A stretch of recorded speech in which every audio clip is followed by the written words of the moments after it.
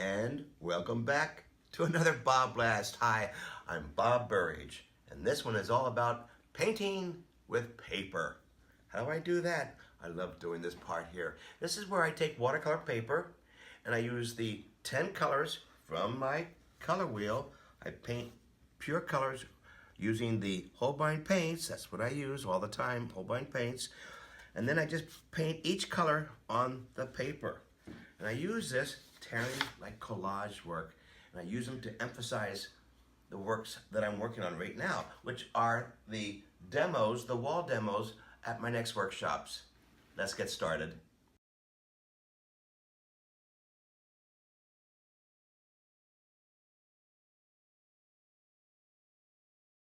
So here's an example of what I do. All right, so on the wall, I already have some pieces started. Each one represents a dominant color. So this one, dominant color is purple. It says so right here. Mostly it's purple, the violet color. The focal point color is green. There's the green. Well, there it is, green, right? And the two spice colors will be blue and orange. A little bit of blue, a little bit of orange. Now I want to really kick it in, and the way I kick it in is using pure colors from the paper. All right, so let me see here. What do I have here? I have green. I'm looking for the green. Here's some pure green paper, and yeah, I'm just going to start putting it up there. The glue that I use is a gel medium. It looks white, but it will dry clear. So I use a lot of glue. I hear people saying, "Oh, I have bubbles." Well, you don't use enough glue. Lots of glue in here. Stick it right in here. Push it in. Push it in. Get rid of all the bubbles. Now, that's going to dry optically clear, and the glue, which then reveals the pure green paper. I love this kind of paper. A little bit of collage here. Some bit here. And the reason I do this is because I like the texture. Okay, so it's a nice way of getting texture. There's the dominant color purple. Here's the focal point color, which is that green. And the other two colors, what are the other two colors? Oh, this blue right here, the blue. Yep, that's the blue. More glue.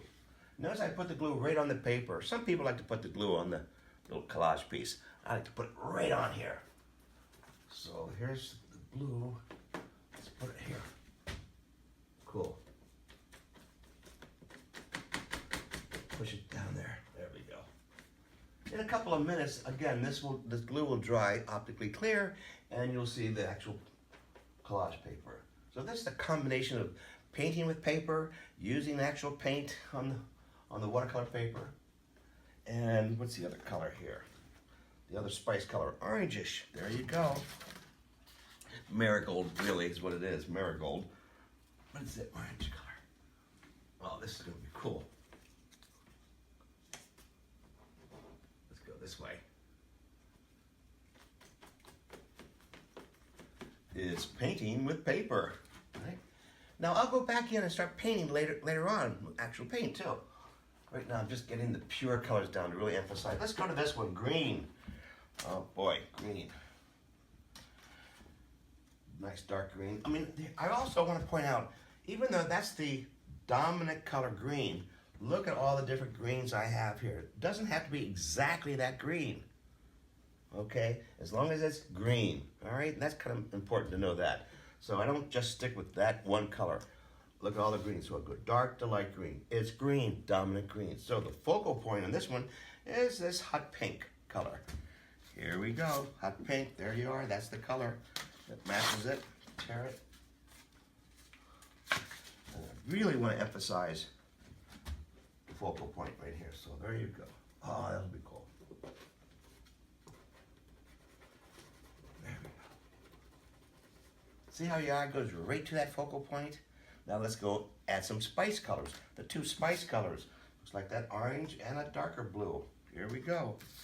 Here comes that marigold again. Just a little bit. You don't want to have the spice color be dominant here. Just a little bit. I have some over here. Let's go some over here. Oh, this will be nice.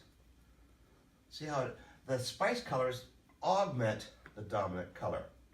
They just kind of add support to it. I mean, look where your eye goes, right there. See, it helps your eye to go to the spice, to the focal point color. We have that orange, and we have that blue, darker blue. Yeah, this would be great. There you are. Oh, this would be cool.